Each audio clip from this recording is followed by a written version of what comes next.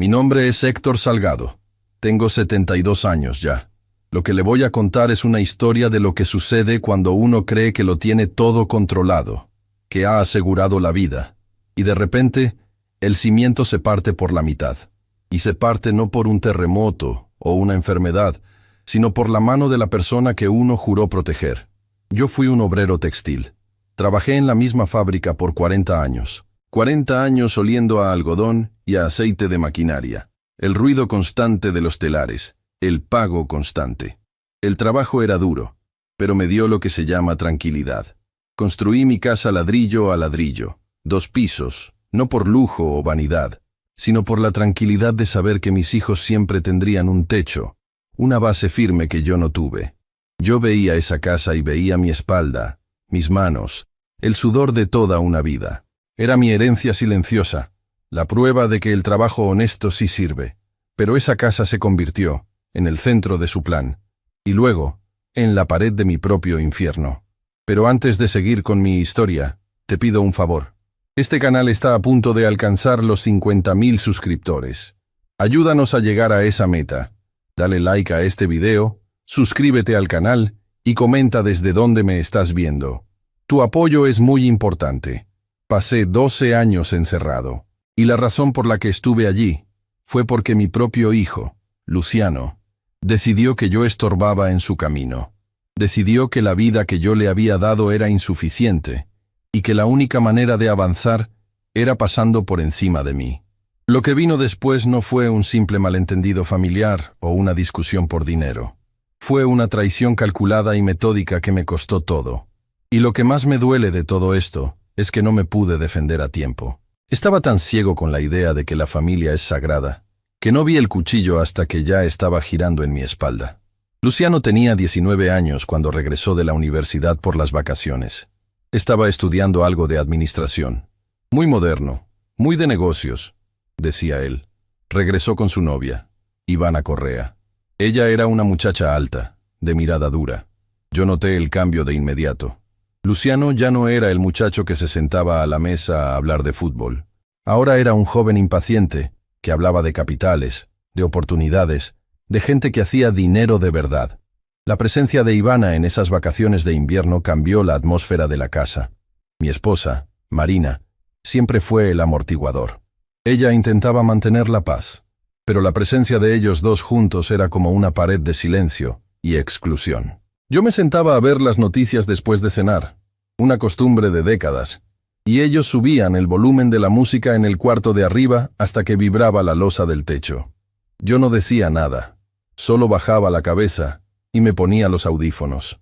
No quería pelear por pequeñeces, no quería convertirme en el padre gruñón, pero en el fondo, sentía que mi casa ya no era mía. Me había convertido en el portero, el proveedor que debía estar callado y no estorbar. Las humillaciones eran silenciosas. Dejaban la vajilla sucia para que Marina la levantara. Hablaban entre ellos en códigos o en voz baja cuando yo me acercaba. Una vez, yo estaba en el sillón de la sala, leyendo el periódico. Luciano entró con Ivana, y sin dirigirme la palabra, se sentaron a centímetros de mí, y él comenzó a criticar a un profesor de la universidad por ser demasiado lento, como la gente vieja que no entiende nada. Era un comentario lanzado al aire, pero supe que iba dirigido a mí. Me dolía esa falta de respeto que no era directa, sino sutil, venenosa. Luego vino el golpe. Sucedió un sábado por la mañana. Yo acababa de levantarme y me dirigía a la cocina para prepararme mi café. Luciano me interceptó justo antes de que encendiera la estufa. Ivana estaba detrás de él, apoyada en el marco de la puerta, con los brazos cruzados. Su presencia no era de apoyo, era de testigo, de supervisora. Luciano no preguntó si podía hablar conmigo, ni si era un buen momento. Simplemente comenzó a hablar con tono de demanda. «Papá, ya tenemos el trato listo. Es una oportunidad que no regresa. Es ahora o nunca. Necesitamos $50,000. Dólares, no pesos». Como si yo fuera un cajero automático listo para soltar fajos de billetes sin preguntar. La cantidad me pareció ofensiva, desproporcionada para lo que yo sabía que ellos manejaban. Yo había juntado ese dinero a lo largo de muchos años. Era el colchón que usaríamos Marina y yo para la jubilación. La garantía de que si algo fallaba, la casa no se iría. Lo miré, luego a Ivana. Ellos esperaban que yo dijera que sí, con esa actitud de quien ya tiene el derecho ganado. Le pregunté, ¿de qué estás hablando, Luciano? ¿Qué trato es ese? Él se impacientó. Dijo que era una inversión de logística, una aplicación nueva que iba a revolucionar el mercado, una startup. Usó todas esas palabras que a los jóvenes les gusta usar para disfrazar los negocios sin sustancia. Le pedí que me mostrara los papeles. Le dije que si quería esa cantidad de dinero, que representaba una década de mi vida, tenía que mostrarme el contrato, la viabilidad, las garantías. Trabajé por cada uno de mis centavos, hijo. No los voy a regalar por un capricho. Muéstrame las pruebas, y lo hablamos. Luciano se puso rígido, se puso rojo. Me dijo que yo era un anticuado, que no entendía de negocios, que el tiempo corría y yo lo estaba haciendo perder una oportunidad única. Me levanté, sintiendo un nudo frío en el pecho. Le respondí con calma, con la voz baja para que Marina no se despertara. Entiendo de negocios que tienen pruebas. Esto no tiene nada. La respuesta es no. Un no rotundo. Él salió de la cocina sin despedirse. Parecía que el suelo le ardía. Ivana se quedó un momento y me dedicó una mirada gélida, profunda, que no tenía nada de adolescente. Era la mirada de alguien que acababa de ser frustrado en un plan importante. Esa mirada fue mi primera alarma real, pero la deseché pensando que era la rabia de una muchacha mimada. Marina me rogó más tarde que cediera un poco, que le diera al menos la mitad, para que él no se sintiera rechazado. Pero yo sabía, intuitivamente, que si daba un solo centavo, eso no iba a terminar nunca. Así que mantuve mi posición. El silencio de Luciano durante las siguientes 2 semanas fue mi segunda señal de alarma. Lo interpreté como berrinche de joven, pero no como preparación de guerra. 2 semanas. Solamente 2 semanas pasaron entre ese no y el fin de mi vida. Todo ocurrió antes del amanecer, la hora que eligen para romperte la vida, cuando la gente honrada está durmiendo. Yo estaba dormido profundamente cuando el estruendo de la puerta principal, la que yo mismo había barnizado el verano anterior, se vino abajo. Era el sonido de la madera rompiéndose. Eran linternas apuntando a nuestros ojos, gritos, botas, uniformes. Marina despertó dando un grito ahogado. A mí me agarraron de la cama, sin darme tiempo de ponerme una camisa. Me tiraron contra el suelo de madera. El impacto me sacó el aire. Me pusieron esposas de metal frío. Yo solo preguntaba, aturdido, ¿qué sucede? ¿Por qué hacen esto? Un oficial me leyó mis derechos. Las palabras me rebotaban en la cabeza como si fueran disparos. Me acusaban de incendio provocado agravado y fraude financiero. Yo, Héctor Salgado, obrero textil, acusado de quemar una bodega para cobrar seguros millonarios. Les dije que era un error, una confusión, una locura, pero nadie escuchaba. La acusación era monstruosa y precisa. Decían que yo, actuando como testaferro de unos inversionistas fantasma, había provocado intencionalmente un incendio en una bodega que estaba asegurada por pólizas gigantescas, todo para cobrar el dinero y blanquearlo. Yo no tenía ni idea de qué bodega hablaban, ni de qué pólizas.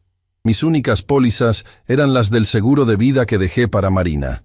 Me levantaron a rastras y me obligaron a salir de la casa. La calle estaba llena de luces intermitentes. Cuando me sacaron, esposado y con la cara pegada a la pared, con el frío de la mañana calándome los huesos, vi algo que me paralizó. Vi a Luciano. Él estaba parado en el hueco de la escalera, en la sala, con Ivana al lado. Estaba vestido, perfectamente peinado. No había pánico en su rostro. No había sorpresa, ni miedo, ni la indignación de un hijo que ve a su padre ser arrastrado. Solo había una calma helada, una tranquilidad espeluznante. Me miraba, y en esa mirada, mientras los policías me empujaban hacia el coche patrulla, lo entendí todo de forma intuitiva, sin necesidad de pruebas. Él no era la víctima, ni el testigo. Era el autor, el que había pagado la entrada para verme caer. El juicio fue un relámpago, un proceso que duró menos de lo que me había tardado en decidir la compra de mi primer coche. Un juicio express. Mi abogado de oficio me vio como un caso perdido desde el principio. Las pruebas que presentaron en mi contra eran circunstanciales, pero se hilaban con una fuerza demoledora. Rastros de comunicaciones que me vinculaban a supuestas empresas fantasma, documentos firmados, que luego supe que eran falsificados con mi nombre, y lo más doloroso, los testimonios de aquellos que supuestamente me conocían. Cuando lo llamaron a declarar, el estómago se me hundió. Luciano, mi hijo, subió al estrado. Juró decir la verdad. Le preguntaron sobre mi situación financiera, sobre mi desesperación por el dinero después de que le negué el préstamo, sobre si yo tenía acceso a negocios turbios. Él no volteó a verme. Mantuvo la mirada fija en el juez, en la fiscal. Dijo que yo estaba endeudado. Dijo que yo me quejaba constantemente de la falta de dinero y que yo había mencionado querer dar un golpe de suerte para asegurar la jubilación. Todo era mentira, pero lo dijo con una frialdad absoluta, con la convicción de un actor bien ensayado, que la sala le creyó. Me apuñaló con cada palabra, una a una, y yo no podía moverme, no podía gritar, solo podía mirar la magnitud de la traición. Marina entró en pánico. Intentó defenderme, pero cuando la abogada de la fiscalía la presionó sobre si yo había discutido el dinero con Luciano, ella vaciló bajo la presión. Dijo, Héctor siempre fue muy reservado con sus negocios, lo cual era verdad, pero lo dijo de una forma que sonó a que yo estaba ocultando algo, a que era culpable. Su vacilación, su miedo, fue la gota final que necesitaban. El jurado no tardó más de unas horas. 12 años de condena. 12 años por un crimen que no cometí, ideado y montado por mi propia sangre. Me llevaron directo a una prisión de máxima seguridad. En el momento en que cerraron el cerrojo de la celda, la vida que yo había construido desapareció. No era solo la libertad que perdía, era el matrimonio, la dignidad, el nombre. Sentía que el mundo se había reducido a un cubo de concreto frío. Afuera, la gente que amaba me había echado. Al principio, en prisión, la soledad era tan densa que no podía respirar. Fui golpeado, aislado, y perdí todo contacto con mi vida anterior. Pensé que mi condena había terminado ese día en la corte, pero el verdadero castigo apenas estaba empezando. Si mi historia le parece algo digno de contarse, le pido que me acompañe en la próxima parte, para que sepa lo que pasó dentro de esos muros, y cómo mi hijo terminó de arrebatarme lo único que me quedaba. Mi nombre es Héctor Salgado. Ya pasaron los 70 y tantos, pero la memoria que tengo de esos años sigue tan nítida como el olor a thinner de la fábrica donde trabajé toda mi vida. Yo era un obrero, un hombre que construyó su casa de 2 pisos con el sudor de décadas, ladrillo a ladrillo, ahorro a ahorro. Mi esposa, Marina, y yo pensábamos que habíamos hecho las cosas bien, que habíamos dado una base sólida a nuestro hijo, Luciano, pero el regreso de Luciano de la universidad, junto a su novia Ivana, no fue el reencuentro que esperábamos. Fue la visita de 2 depredadores. Cuando les negué los $50,000 que pedían para esa supuesta inversión, una cifra absurda que no pude justificar solo con su palabra, el ambiente en casa se volvió tóxico. No hubo gritos, que eso hubiera sido simple. Hubo un silencio pesado, una especie de juicio mudo que me hicieron en mi propia sala. Yo sabía que al negarme había roto algo irreversible en la mente de mi hijo. Y ese silencio fue la última paz que conocí por mucho tiempo. Las 2 semanas siguientes a esa negativa fueron una lenta agonía. Luciano e Ivana se quedaban sentados en la sala, siempre juntos, siempre susurrando. Y si yo entraba, se callaban de golpe y me miraban con un desprecio que ya no se molestaban en ocultar. Marina, mi esposa, caminaba sobre cáscaras de huevo. Ella trataba de mediar, de poner platos en la mesa, pero su mirada ya estaba quebrada. No me miraba a mí, miraba al suelo.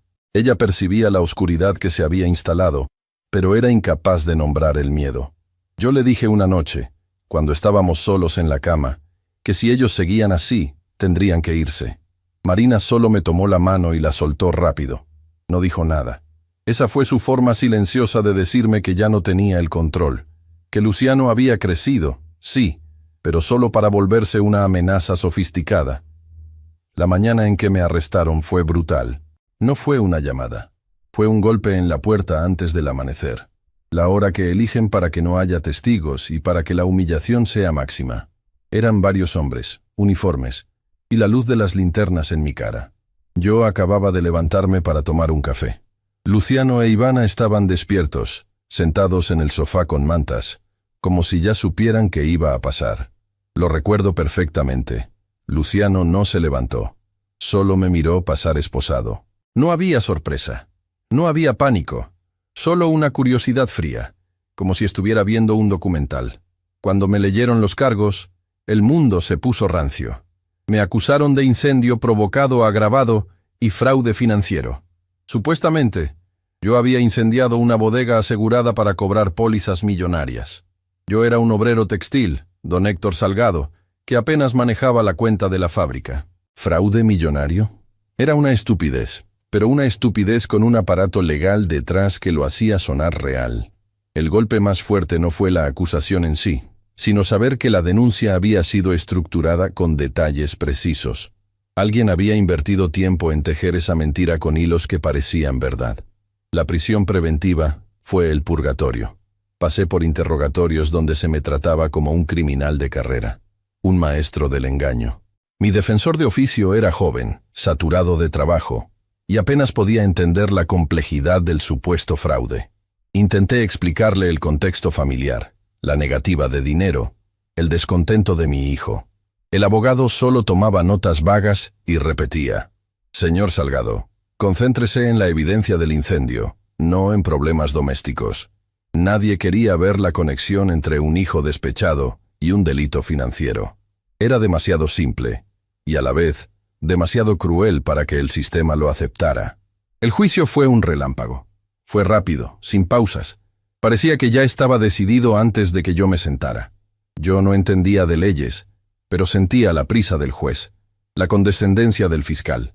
Yo vi cómo el jurado se aburría con mis explicaciones técnicas sobre los números de la fábrica. Ellos querían el drama, querían al pirómano codicioso, no a un hombre cansado que defendía su honor.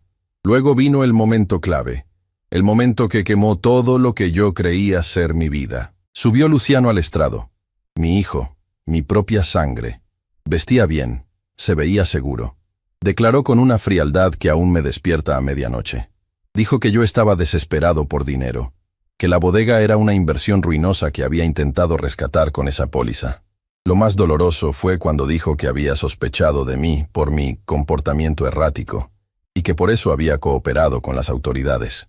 Lo dijo con una voz clara, modulada, sin temblar. No había arrepentimiento, solo un deber cívico mal entendido. Recuerdo que le pregunté en voz baja a mi abogado si podía gritarle, si podía decirle al jurado que era un mentiroso y un traidor. Mi abogado solo negó con la cabeza y me susurró que mantuviera la calma. Pero por dentro, don, yo ya no tenía calma. Ya solo había la certeza absoluta de que el hombre que había criado me acababa de enterrar vivo. Y después de Luciano, subió Marina. Ella estaba devastada, pálida. El fiscal la presionó sobre mis finanzas, sobre si yo había estado nervioso en las semanas previas. Ella vaciló. No mintió directamente, pero tampoco me defendió con firmeza. Ella dijo: «Héctor estaba preocupado por el dinero. Siempre lo estuvo». Esa frase, tan pequeña y ambigua, fue dinamita. El jurado la interpretó como una confirmación de la desesperación que mi hijo había pintado. Yo la vi en el estrado y supe que estaba sufriendo la presión de Luciano, que él la había amenazado, o al menos manipulado para que no me apoyara. Su vacilación no fue traición, fue miedo. Un miedo instigado. El jurado deliberó en pocas horas para borrar 50 años de trabajo honesto.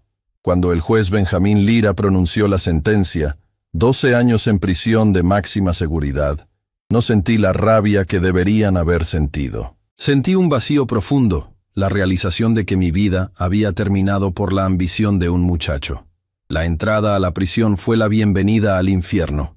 El proceso de ingreso es diseñado para deshumanizar, para quitarte todo rastro de tu vida anterior. Los golpes iniciales son una lección de jerarquía, una marca de lo que vas a hacer a partir de ahora. Nadie. Me golpearon una noche sin razón aparente, solo para recordarme dónde estaba.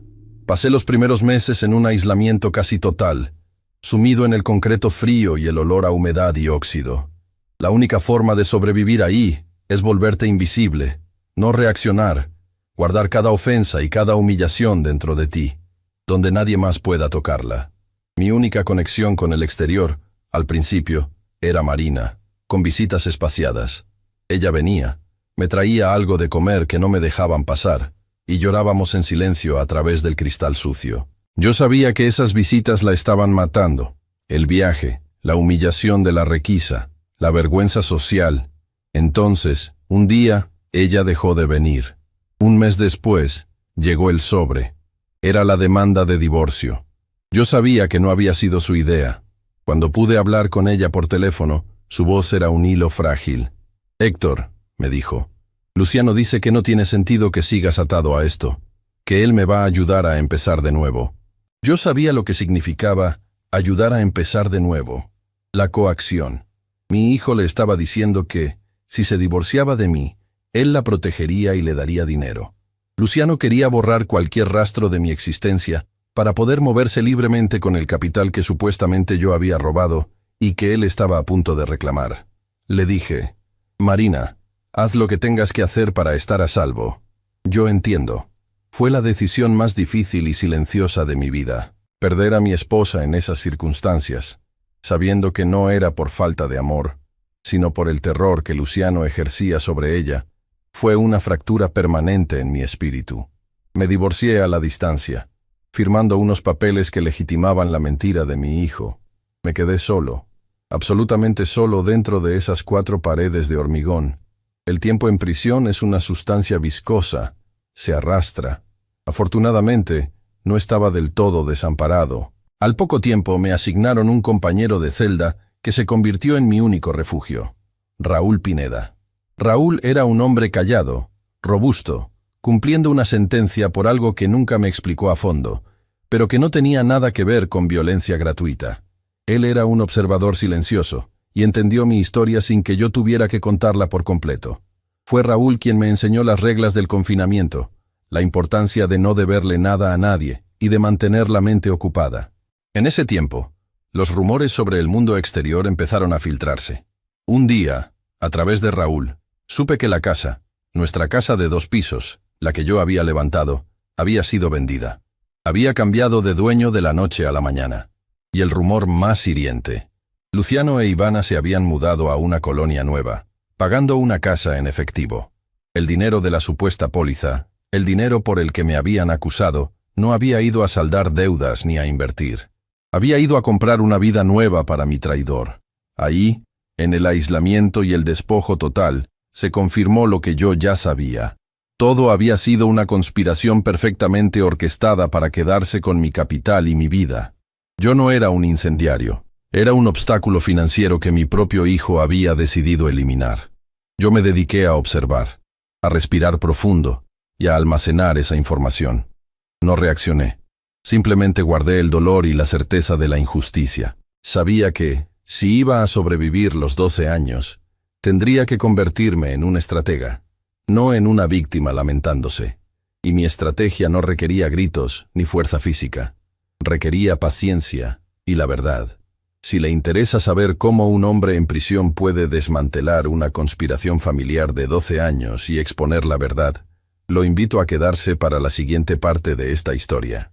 Entrar a ese lugar no fue solamente pasar por un portón de metal y concreto. Fue entrar a una dimensión donde el tiempo se mastica, se hace pesado y sabe a sal. Yo, Héctor Salgado, quien había pasado 40 años midiendo tela, contando metros, asegurando pedidos, de pronto era solo el número que me habían asignado. Recuerdo el olor a humedad, a desinfectante barato y a desesperanza. Era una fragancia pegada a las paredes, a los uniformes grises y a la comida que nos daban. Cuando me condenaron, pensé que el peor momento había sido ver a Luciano en la tribuna, señalándome con esa frialdad de hielo. Me equivoqué. El peor momento fue cuando la puerta de mi celda se cerró por primera vez. Esa prisión, de máxima seguridad, era un infierno ruidoso. Los gritos de los guardias, las peleas sordas en los pasillos, el sonido constante de las llaves en las cerraduras. La vida no valía nada ahí dentro. Al inicio, uno intenta aferrarse a su dignidad, a su inocencia. Es un error. La primera semana, intenté explicarle a un custodio que yo no era un incendiario, que todo era una trampa. Me miró, se rió, y me dio un golpe con la porra en el costado que me dobló el aliento. Después de eso, no hablé de mi caso con nadie. Entendí el código. En ese lugar, eres culpable de lo que sea que diga el papel, y tu única meta es sobrevivir sin hacer ruido. Mi primer y único compañero de celda fue Raúl Pineda. Raúl era un hombre fuerte, de Jalisco. Estaba ahí por un asunto que no le pregunté, pero su rostro no tenía la maldad que veía en otros. Él fue mi ancla. No hablábamos mucho, pero Raúl tenía una regla simple para sobrevivir. No mires a nadie, no pidas nada, no esperes nada. Él me enseñó a no pelear por la comida, a no quejarme del frío o del calor. Me enseñó a desaparecer. Las noches eran lo peor. Cuando el ruido se calmaba un poco, el silencio se llenaba de mi propia cabeza. Repetía la escena en el comedor. Luciano pidiendo el dinero, Ivana con esa mirada de víbora, Marina callada, yo negándome. Recordaba cada detalle de mi casa. La escalera de madera que yo mismo había pulido. El jardín que había cuidado. Ahora, todo eso existía solo en mi memoria. Y yo estaba ahí, por una mentira de mi propia sangre. Esa rabia no era explosiva, era interna. Era un dolor denso que se asentaba en el fondo de mi estómago y me mantenía despierto, contándome que no podía morirme ahí. Tenía que salir. El mundo exterior se fue apagando poco a poco. Al principio, Marina intentaba escribir, cartas cortas, nerviosas, donde decía que me extrañaba, pero que no sabía qué hacer. Se notaba la presión, la mano de Luciano encima de ella. Él, mi hijo, había tomado el control total de mi esposa, usando el miedo y la vergüenza. Yo lo sabía. Marina nunca fue una mujer fuerte, siempre dependió de mí para las decisiones importantes. Luciano aprovechó esa debilidad. Entonces, llegó el silencio total. Las cartas cesaron. Pasaron meses en ese vacío, donde lo único que me llegaba era el correo institucional, documentos sin alma, y después, llegó el sobre que lo destrozó todo, o al menos, lo que quedaba. Eran los papeles de divorcio. No los firmé inmediatamente. Los guardé debajo de mi jergón durante 3 días. Raúl notó mi silencio más profundo, pero no preguntó. Al tercer día, los saqué y los leí de nuevo. Estaban firmados por Marina. Se notaba que la habían coaccionado. El documento mencionaba abandono y otros pretextos legales absurdos. En ese momento, no sentí rabia hacia ella. Sentí una pena inmensa, una lástima por cómo mi hijo había manipulado la vida de su propia madre, destruyendo 40 años de matrimonio para asegurar que yo no tuviera ningún vínculo legal que pudiera reclamar algo. Firmé. Con mi firma, liberé a Marina de mí. No quería que ella cargara con el peso de mi nombre en ese lugar. Mi soledad se hizo oficial. El golpe fue más duro de lo que pude mostrar. La única persona que me quedaba en el mundo, por la que había trabajado toda mi vida, había claudicado, o al menos había sido obligada a claudicar, pero no todo estaba muerto afuera. Yo tenía una hermana, Elena. Elena siempre fue la más reservada de la familia, la que observaba sin decir nada. Ella jamás creyó la historia oficial del Ministerio Público. Para Elena, Luciano siempre fue un muchacho frío, ambicioso, pero nunca había imaginado hasta dónde llegaría. Cuando yo caí preso, ella empezó a moverse. No de forma emocional, no haciendo escándalo, sino con la misma paciencia que yo usaba para sobrevivir, callada y sistemática. Elena contrató a un investigador privado, Mauricio Leal. Mauricio era un hombre de mediana edad, discreto, que trabajaba más con rastros financieros y archivos que con persecuciones espectaculares. Su trabajo comenzó lento, revisando toda la documentación del supuesto incendio provocado. Yo, mientras tanto, seguía en mi rutina de supervivencia, midiendo los días que se hacían años. El rumor nos llegaba por vías subterráneas. Luciano y la Ivana habían vendido la casa familiar, mi casa de 2 pisos, que yo había levantado ladrillo por ladrillo. La vendieron rápido, por debajo del precio, para deshacerse de ese rastro. Después, el rumor fue que habían comprado una propiedad nueva, lejos de la ciudad, pagada al contado. $50,000, pensé, no dan para tanto. El fraude había sido mucho más grande. La bodega, la supuesta bodega que yo había incendiado, estaba asegurada por sumas millonarias.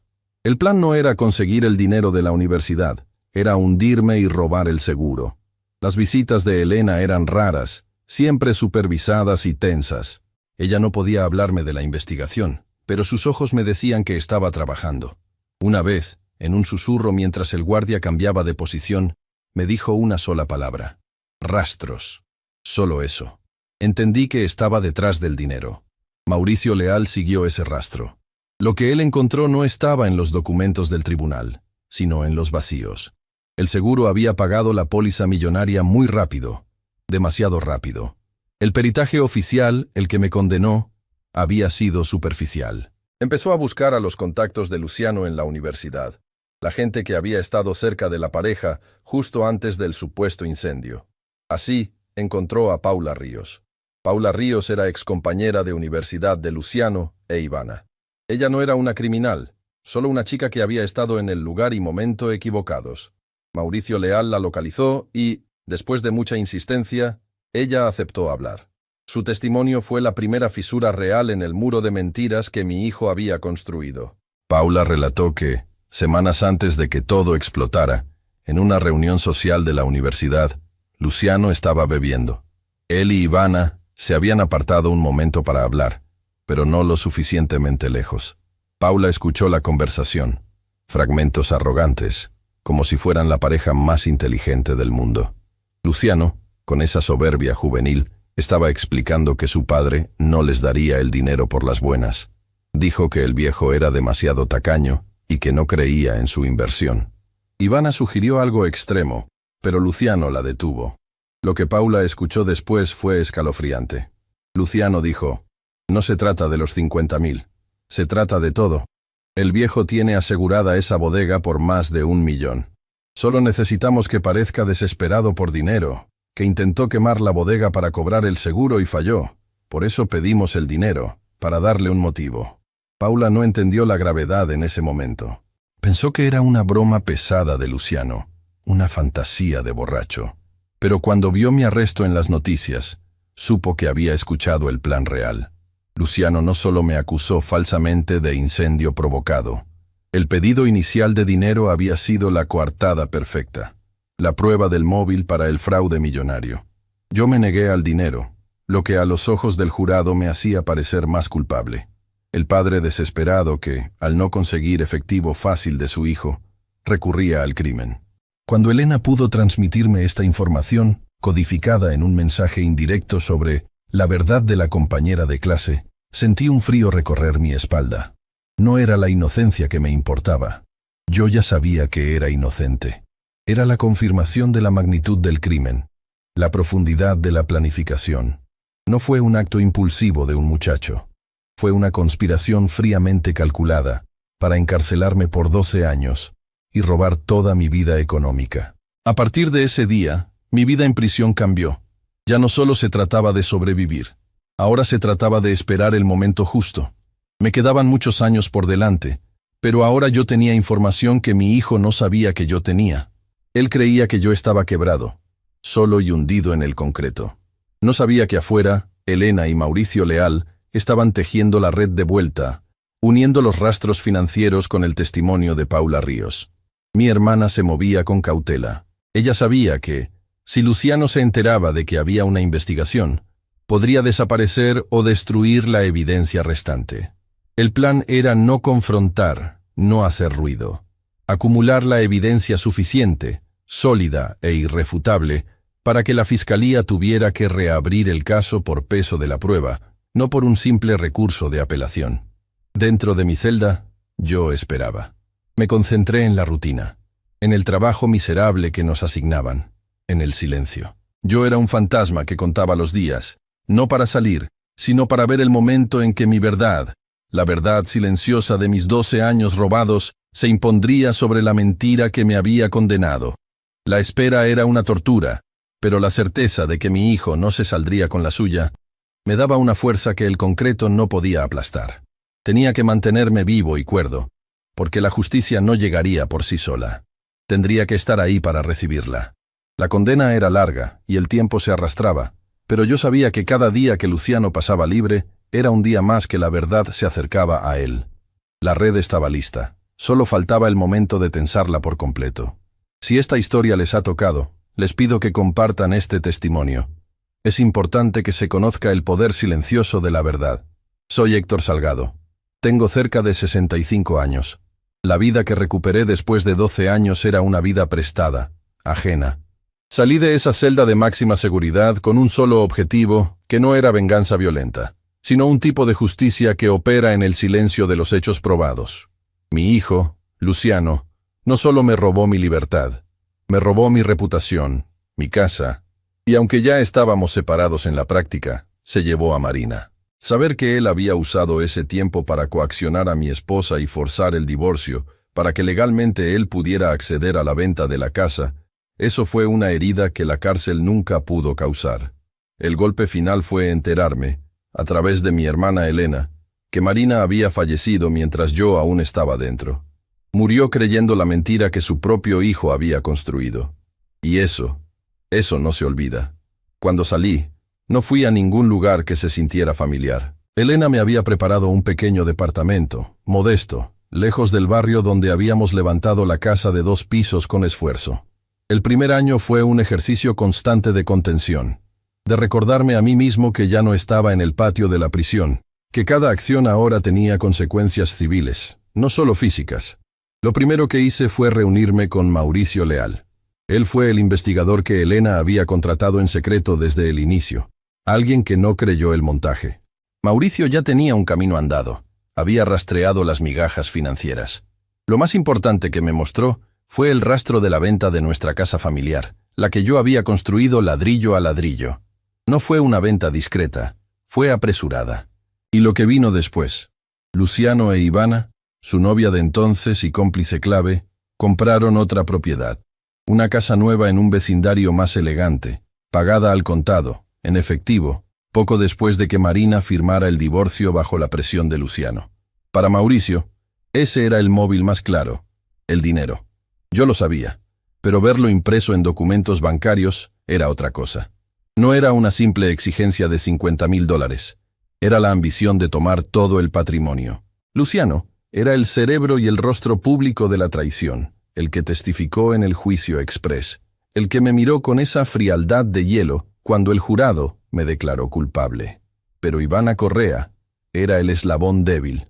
Mauricio tardó un tiempo, moviendo hilos discretos, hasta que localizó a Ivana. Ella ya no estaba con Luciano. Parece que el dinero y el miedo habían terminado por desgastar su relación.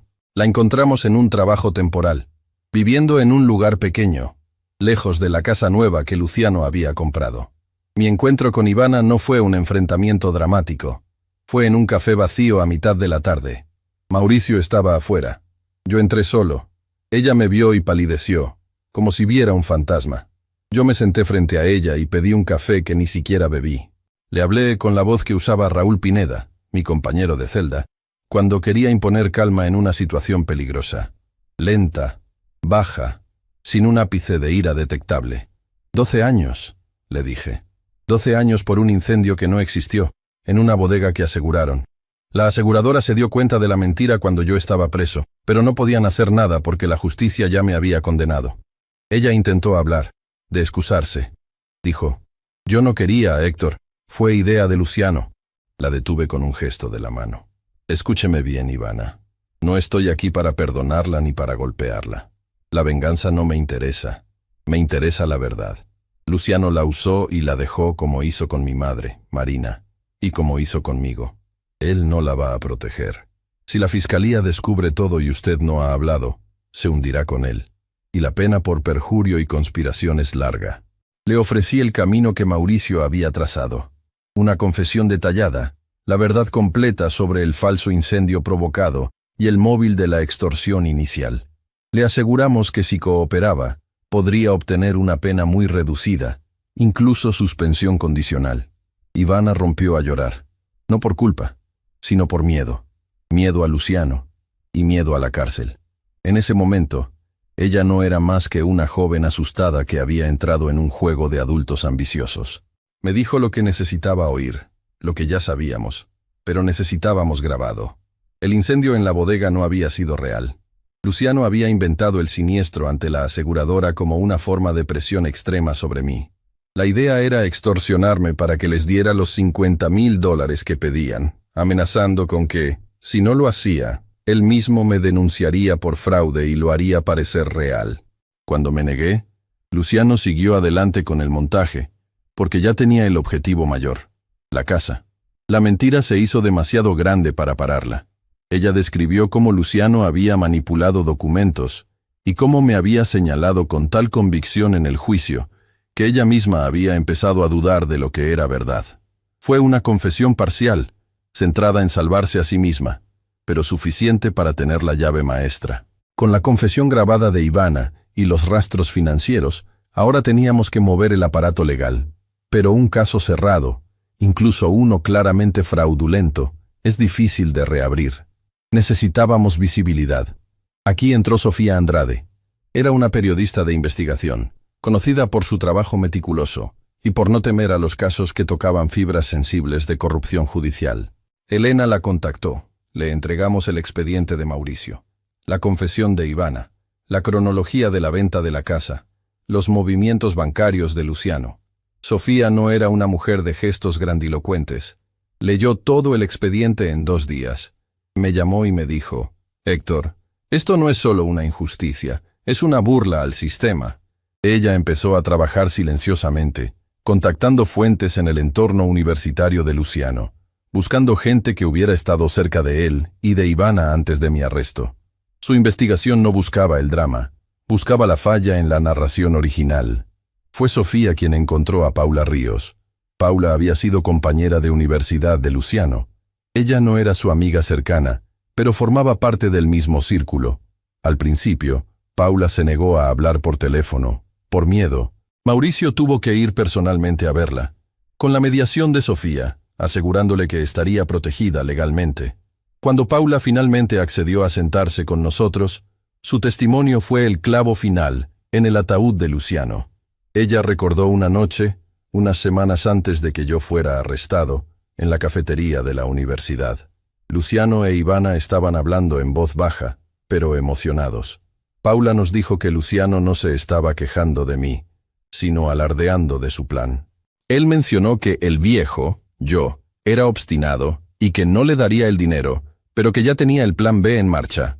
Paula escuchó a Luciano decir, casi riéndose, que una póliza de seguro vale más que una vida, y que si me negaba, me haría pagar el doble y se quedaría con el resto. Ella no entendió la gravedad del comentario hasta que vio mi cara en las noticias, arrestado por el incendio provocado. Ella pensó que solo había sido una coincidencia macabra, pero la imagen de Luciano riéndose se le había quedado grabada. Ese testimonio no solo probaba el móvil, sino la premeditación y la malicia del engaño, mucho antes de que se formalizara el arresto. Con la confesión de Ivana, el trabajo periodístico de Sofía, los rastros financieros de Mauricio y ahora el testimonio directo de Paula Ríos, el expediente era innegable. Había demasiada prueba de que el juicio había sido una farsa basada en perjurio. Sofía publicó una serie de artículos, no en la primera plana sensacionalista, sino en las páginas de investigación, exponiendo la cronología fría de los hechos. El obrero, el hijo ambicioso, el incendio inexistente, la casa vendida inmediatamente. La presión fue interna y silenciosa, como yo la quería. La fiscal Carolina Montes, una mujer de carácter fuerte y reputación impecable, tuvo que tomar el caso. Al principio, su oficina opuso resistencia. Un fiscal nunca quiere admitir que el sistema que él defiende condenó a un inocente basándose en mentiras familiares. Pero la evidencia era tan limpia, tan detallada, que ella no tuvo opción. Me llamó a su oficina. No me pidió perdón.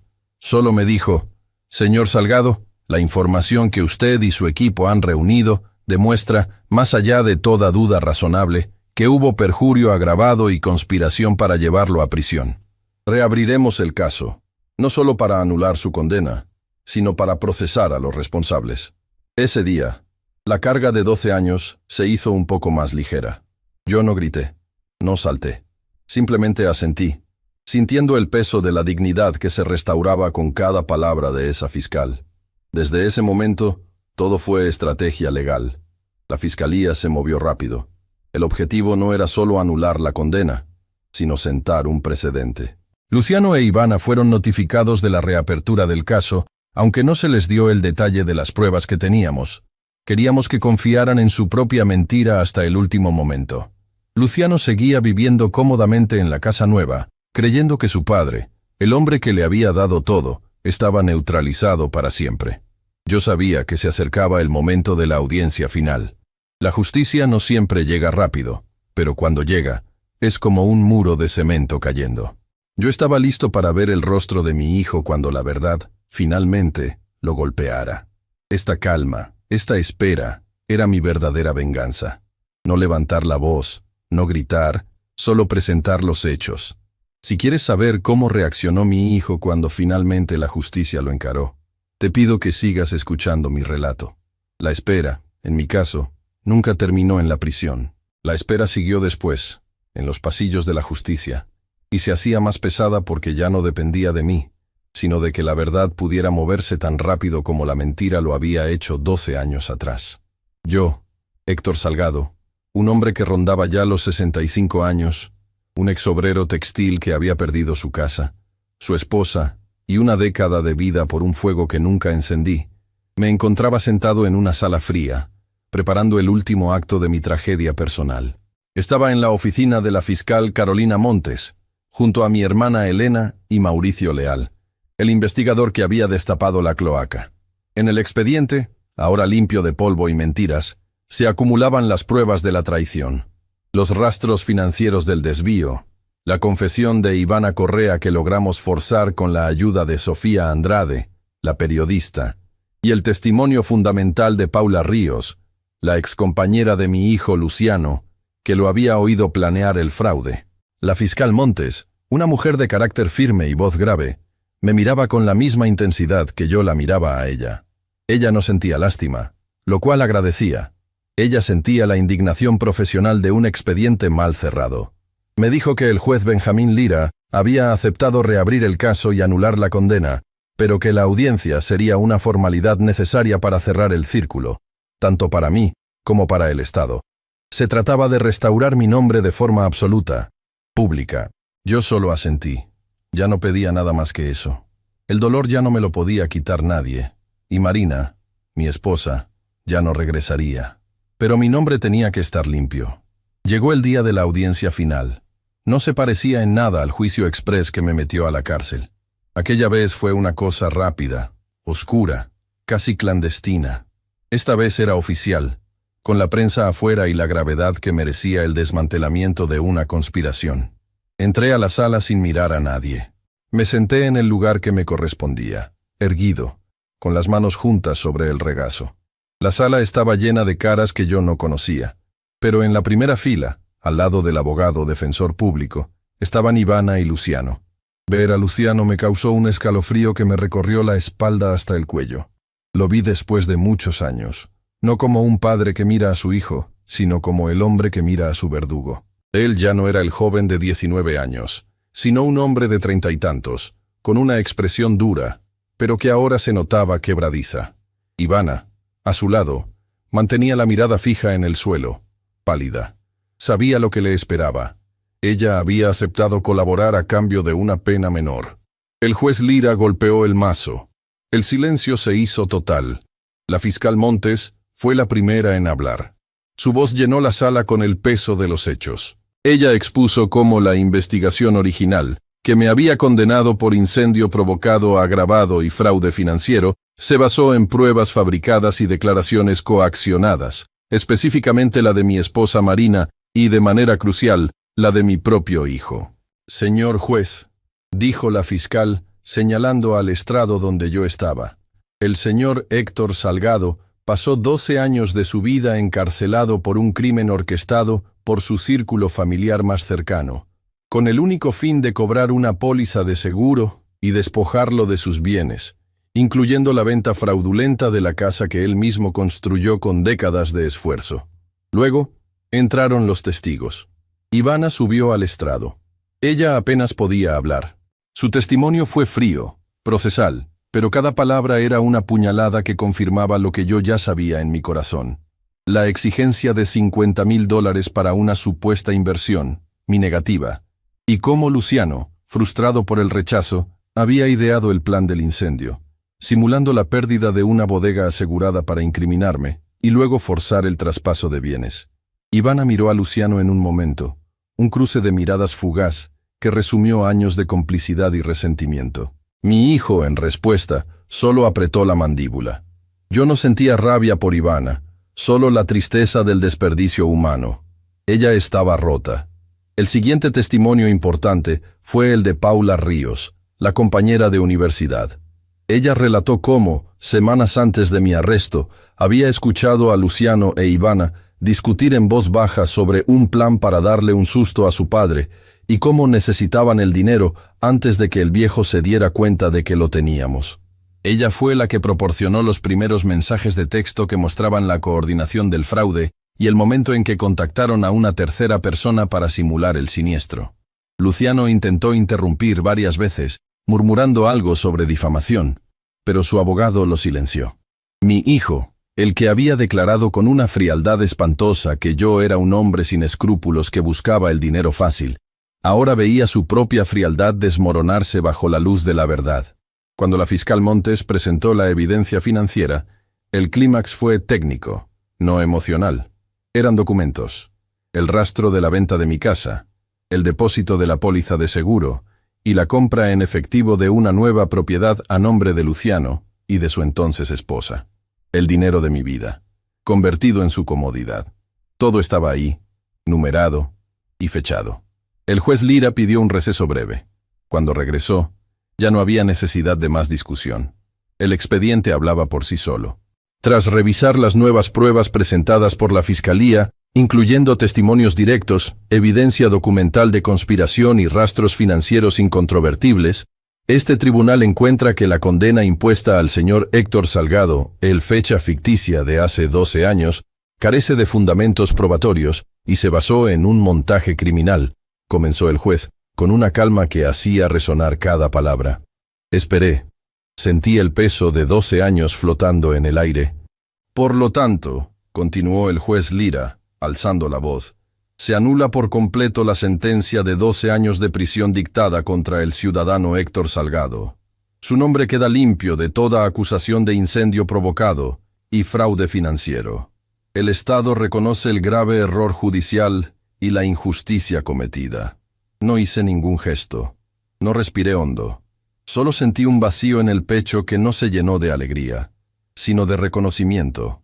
La verdad era un hecho, no una emoción. Inmediatamente después el juez continuó. En consecuencia, este tribunal ordena el arresto inmediato del ciudadano Luciano Salgado, por los cargos de perjurio, conspiración para cometer fraude y privación de libertad injusta, delitos cometidos contra su padre, el señor Héctor Salgado. Ese fue el momento. La sala, que había estado en silencio, se movió. 2 agentes de seguridad se acercaron a Luciano. Luciano se levantó de golpe. Por primera vez en la audiencia, me miró directamente. No vi arrepentimiento. Vi rabia. Su rostro estaba descompuesto, como si no pudiera creer que su plan, que le había funcionado durante más de una década, se hubiera deshecho tan simple y limpiamente.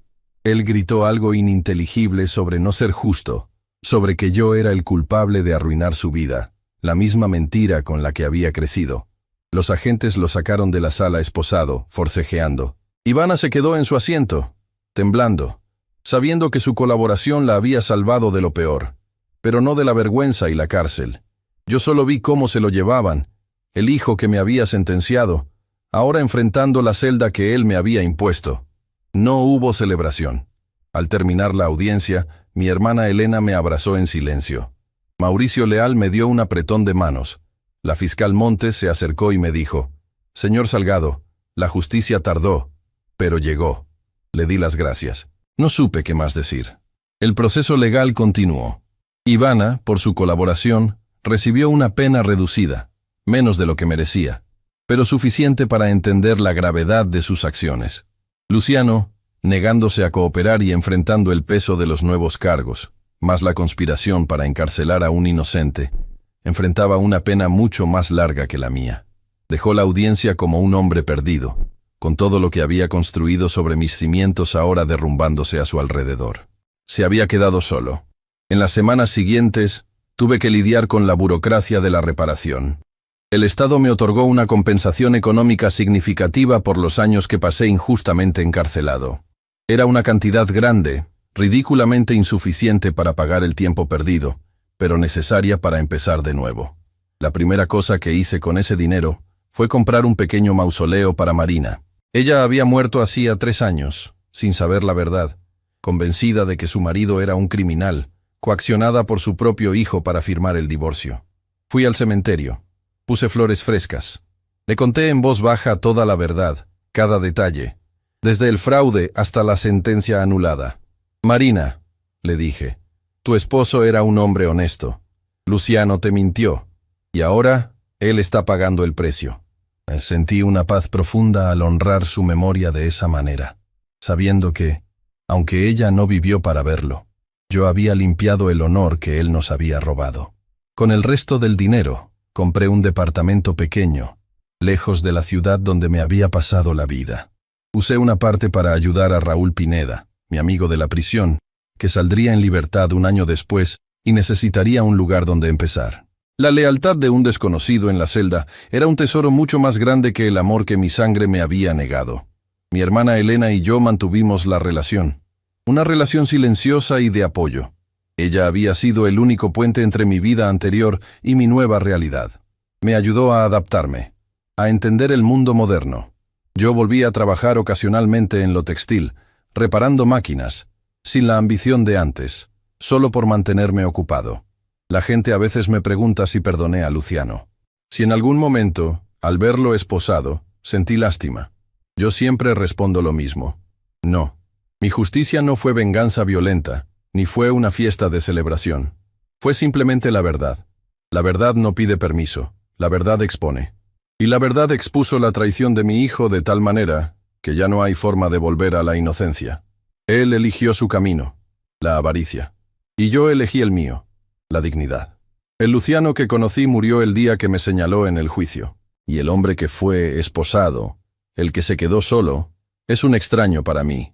No hay perdón posible porque el daño no es reparable, y mi paz reside en el silencio de saber que yo hice lo correcto, que no me rebajé a su nivel, y que la única conexión que nos queda es la cicatriz de una injusticia que finalmente pude cerrar para siempre. Yo perdí 12 años. Él perdió todo, para siempre, por su propia mano. Y yo, por primera vez en mucho tiempo, recuperé mi paz y la sensación de ser dueño de mi propia vida. Si te quedaste hasta aquí, fue porque sabes que la justicia silenciosa es la que más duele. No olvides suscribirte para más historias, donde la traición familiar tiene un alto precio.